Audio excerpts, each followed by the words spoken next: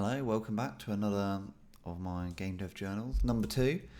And this time I did the Game Maker Toolkit Jam, which I really enjoyed.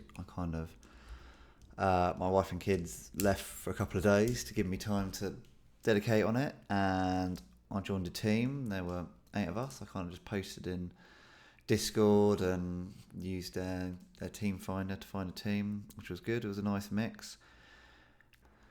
Theme was loop. So we had a bunch of ideas and we spent the first couple of hours brainstorming. And we ended up with 5 ideas that we wanted to narrow it down to. So first of all, we had our Sisyphus, here I'm saying puzzle roguelite. It didn't end up being a puzzle roguelite, but definitely a roguelite. Sisyphus roguelite with the Penrose Staircase, a detective murder mystery where we're going back in time and playing as each character. So you're a detective and you basically relive the murder from each of the witnesses' point of view. We had a silly daily routine where you're just trying to get up and go to work, and you got a cat who just keeps trying to stop you going. So for instance, the cat will knock stuff over or turn your alarm clock off, all this sort of things to try and hide your keys, things like that, to try and stop you getting to work. We had a horror loop. My idea, that was like a time loop, but where there's kind of demons or something in the time loop, and they would, if they realised you were in the loop with them, they would attack you. So you've got to make your way through these time loops, sort of trying to find a way out of it without the demons finding you. Think a bit like the Alien game, but in a time loop situation. And then a really simple train manager where you basically create loops of a track, and the train is constantly going around the track, but you need to, say, add extra stations into the track. So you've got to divert the track and add in a station. But if the train gets to where you're going and there's no track there, it falls off. So the train's always got to be going around the loop. And you've got to be adding more and more complex things to your train track without the game stopping, basically, without the train falling off the track. And we ended up going for the Sisyphus puzzle roguelite. Once we were there, we then had 2 kind of different ideas of what this roguelite could be. We basically spent quite a lot of time discussing this and put together 2 game docs. One for how it would work as a turn-based game, just thinking it through, and another one for how it would work as a real-time game. So while we're still thinking about whether we're going to do the turn-based game or the real-time one, I started thinking about how can we do the illusion of going up. So I sort of started playing around with camera angles. So here you can see it's actually flat, but if we play with the camera angle, it kind of looks like we're going uphill, and the camera can just sort of follow the player around as we keep going up. So I was playing around with how it might look using sort of a 3D render like that, whereas Ninja was looking at how you could do it as like a 2D image. And he eventually came up with this, which I think we all really liked. At this point we kind of jumped on a call to talk about the different options, and it was about 1 AM my time, so I headed to bed. And while I was asleep, they made some nice decent progress. In particular, Ninja got this lovely grid-based movement working, which I think looks really nice. And is, as you can see, it's basically what we ended up with when we get to our final version. One of the interesting things about working with this team is everyone apart from me was on American time zone. So they kind of worked all night, and then I kind of worked all day. And particularly a few of them were still, I think they all still had jobs going on. So I kind of had a really big chunk from their version of like 1 AM up until when they kind of got back from work, whatever that is, like 5 PM their time. So pretty much the whole of my day was spent on my own working on things, which I think worked quite well for me because I could just play with ideas and get stuff working. And the first thing I did that day was integrate the work that Ninja had done and KindSpark, which was to use the kind of movement system that kind Kind Spark had done with this Penrose staircase that Ninja had built.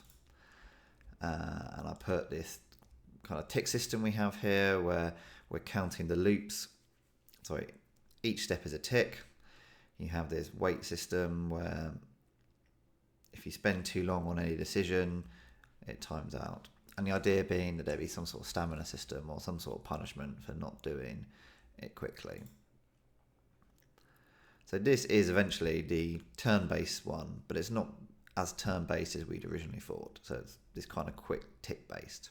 So it's kind of mixing a real-time urgency with slight turn-based, tick-based decisions. And sort of by 5 PM that day, I'd got stuff interacting. So now we've got a stamina bar and a health bar. We have, when there's a meteor shower, we have the meteors coming down and they target a random place. Boom, boom, boom. If they hit you, it hurts and your health goes down. So this was about 5:30 my time. So considering I'd worked from, 9 AM roughly to about 5:30 at this point. And this is when other people started to join again, my teammates. As my teammates arrived, they spent quite a lot of time talking about the art and the music and all that other kind of important stuff. And I thought, what did I learn most from the first game jam I did, the AI one in my first devlog? And that was the need for a tutorial to explain the mechanics to people. So even though we're still quite early on here, I started working on that tutorial. So here we go. There's a little pop-up box as you go around. I had a silly idea of drop a hat and round you go. It's zoomed in. The player doesn't know they're in this Penrose illusion yet until they see the hat again. And boom. Oh no. And then it zooms out and you see the situation you're in. At this point our music's starting to come along nicely.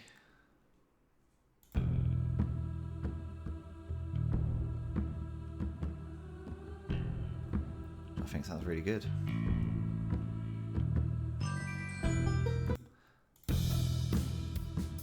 Slightly more intensity. So we've got this idea that as the rounds go on, the intensity of everything builds.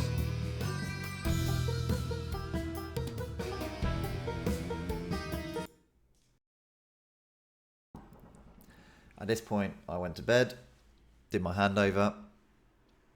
In the meantime, the Zeus art is coming along. Here we've got the Zeus fried, Zeus angry, about to throw a lightning bolt, and Zeus chill. You can kind of, I struggled to see the vision here, if I'm honest. But what we finally came out with was really good. I'm just not an artist. I don't know the process. But I was really impressed by how things eventually turned out, as we'll see later. Meanwhile, Ninjit was really working on the boulder and the guy to get the animation going. Here we go. We can watch it here. Starting to look quite good. And then here it is as Ninjit does his handover and finishes A. Lovely. You can see the boulder rolling, you can see the man moving and the shadow. I feel it's great. And this is what we ended up with. That's kind of the end result for the man pushing the boulder. Very good job. Kind Spark was working on this smooth damping, a way to get it to move smoothly. Then they all went to bed. They handed over to me. So I'd finished the start sequence, and next I was working on the end sequence. Boom. Happy days. The idea here being that, let's watch it again. The idea being here that Zeus eventually gets so annoyed with you doing loop after loop that he gets angry. He throws a lightning bolt. He misses. It blows up your boulder, and Sisyphus is free. So, as part of this, I also did these animations. So the lightning bolt, the explosion, which we could then use for stuff like the meteors exploding later on. So at this point, we were about halfway through, coming up to 6 PM on the second day, kind of 2 full days of working for me. And the game, in terms of the mechanics, was pretty much almost there. So that evening we worked on implementing the player cards. So Kind made these kind of placeholders, and I just coloured them different colours, and then built out this area at the bottom for the player. But that's it. By the end of the second day, we'd had the full game system working, which I was very pleased about. Obviously, loads of balancing, loads of stuff to do, but the basics was working. Music was coming along well as well. Craig came out with this for the title theme.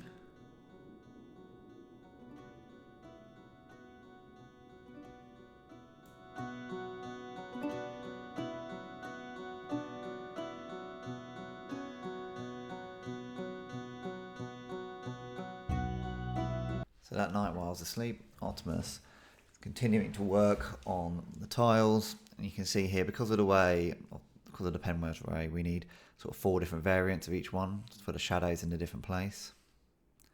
Here we've got spikes and lightning, we've got ice.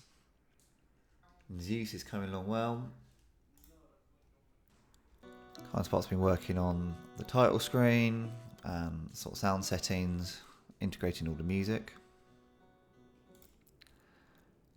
Ninjit's working on the lightning strike and implementing all the tiles, which were quite difficult because his placeholders weren't the right size, so he had to rework the whole map. Here we go, let's see how it looks. You can see here we've moved over from the placeholder tiles to the ones that Artemis designed. Pretty much most of the next day we'll spend on polishing and balance and fixing bugs. You kind of had the game loop here, now it was just working on getting it good, making it fun, trying to find out what that balance is that makes an enjoyable game. So pretty much after a full day of work, this is where we kind of ended up with. This is 5 PM on that third day. We've got shadows for where the meteors are going, so you have an idea of what's going to happen. We've got little warning signs that appear to tell you why you're dying and what's going on. We've got the ice tiles. We've just got a bunch of balance, the music playing, the health working, the stamina actually meaning something. It's funny, isn't it? Because you spend half the time on the first draft and you've kind of got a whole game at that point, and then you spend the same time all over again just trying to get it from that complete game to actually something that's fun and playable and polished and looks good. As the day went on, I sort of realised that we weren't going to have time to do everything we wanted. And what should we focus on? Should we focus on making the cars look nice? It's quite important. Should we focus on making UI look really nice? Should we just focus on balancing and bugs fixing? The cards we thought was going to be quite hard to do well, as we need each card kind of designed individually. So we decided to take a slightly easier approach, where the artist would work on making a sort of a card outline, and then programmatically we would put all the words in. So they just need to make it once, and then we just change the colours of it and put the words in. So a nicer version of the placeholders, so that it puts the text in and it gives you the name, and then it all scales correctly.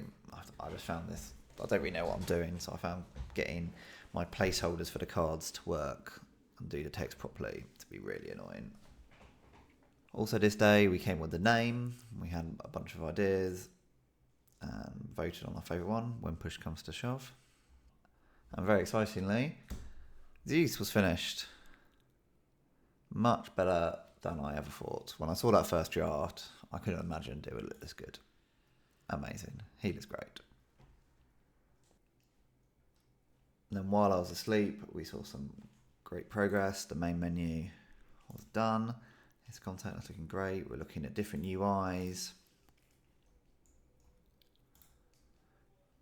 More tiles. This idea of like clouds that kind of move around to give it a bit more beauty. And then by the time I wake up, this is how it looks. God, doesn't it look beautiful? Especially when you see how it looked before. Look at the cards, so much nicer. The clouds look amazing. I love the stamina bar and the health bar and the buttons down here.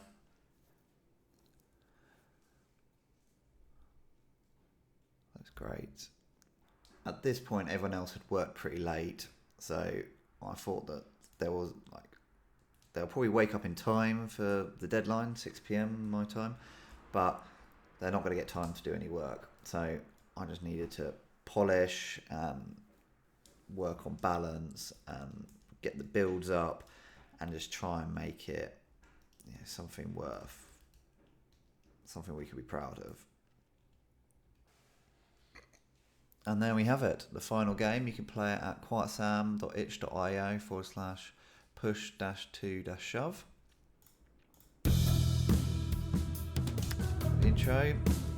Funnily enough, we kind of end up leaving my placeholder writing in there. But actually people quite liked it. And I think because a lot of people didn't bother doing tutorials on their games.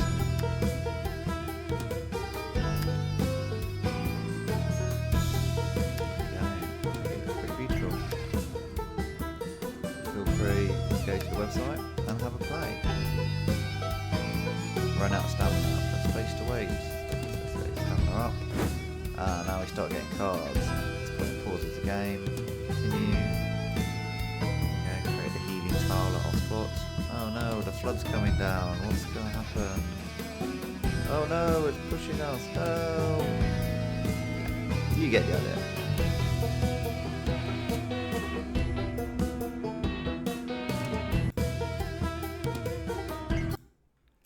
And it was time to go rate some other games. There were 9,464 entries into this competition. Absolutely wild. And most of them, all the ones I played, people achieved a huge amount. I'm sure. I can't imagine the number of hours people must have spent doing these games. Unbelievable. I really like this one, Gladiators. This one was really good. Revolve. This was probably my favourite.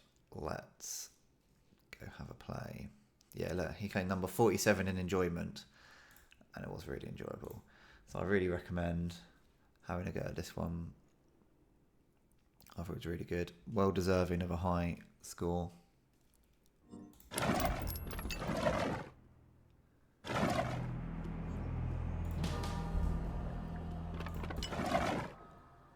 Kind of progress through.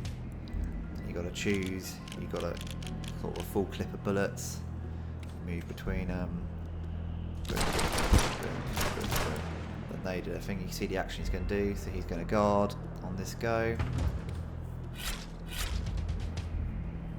Get my bullets down. Shoot. All dead. And then you get to swap one of your bullets for something else.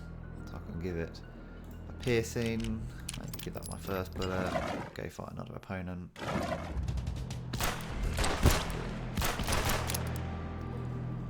He's going to shoot me. 5 times 1. Oh no, I should kill him because this is more shields. Boom. Lovely. Really recommend it. That was probably my favourite. But yeah, everyone did really good. Very impressed. And here's how we did. We got best for creativity, which seems fair. Narrative did really well, but our narrative wasn't that good. I think this was mainly because most people didn't bother doing a tutorial or any sort of intro at all. So our sort of silly hat thing with the reveal worked quite well, and we got in the top 1,000 for that. Audio we didn't do very well on. We had some problems with the sound levels, where the music playing on the main page was too quiet, and then it was a bit too loud in the main one. We ran out of time to make our own sound effects, so I sort of went on, did some Googling and found some free sound effects we could use. And then the levels of the sound effects weren't that good. We kind of changed the system we were using from just a normal Unity one to Fmod, and it kind of messed up some of our sound levels, which was a bit annoying, but that's okay. Enjoyment, yeah, that's probably about fair. I think the game was quite enjoyable, but the way it works, where you press forward all the time to continue along the track, really confused people when they're kind of looking straight on and they think that they should be pressing right, sort of go right from the camera when really they need to press straight on. And I've had some ideas since then of how we can make that more intuitive and help the player, but I think that really did make it less enjoyable on the first time round. And then we also had one card the player had, which made the game quite easy, and I think ruined some of the fun by taking away the challenge, which was the one where it removes half of the obstacles and half as uses cards, because kind of the frantic nature of the later levels is what made it really fun. Artwork, I was surprised at because I thought it looked really good. I thought we'd do higher, whereas we kind of did worse on our artwork. Yeah, so I was surprised on that. I thought artwork looked great. Thanks for watching. I really enjoyed that. Big thanks to all the members of our team. So it was me, Ninjita. Whenever you talk to people on text, I never know how to pronounce their aliases. Ninjita 500 was the other programmer, along with Coin Spark, another programmer. Then we had Artemis doing the art, a lot of the tiles. Really great ideas as well. Really good contribution from Artemis. And on the music, we had Bree and Craig. Bree also did our Zeus, and great artists as well. Lovely music. And then Nine helped out with some of the writing. Yeah, it was really good. I really enjoyed it. I'm definitely going to do more. I learned so much doing this. And yeah, it's pretty exhausting, but I'm keen for the next one. So keep track. I don't know what it's going to be. I'll definitely do the Brackies one, which is coming up. Let me have a quick look. It starts in 13 days' time. Maybe I'll try another one before then, but that'll be the next big one. And hopefully I'll find another team because I really enjoyed working in a team. Well, until next time, bye bye.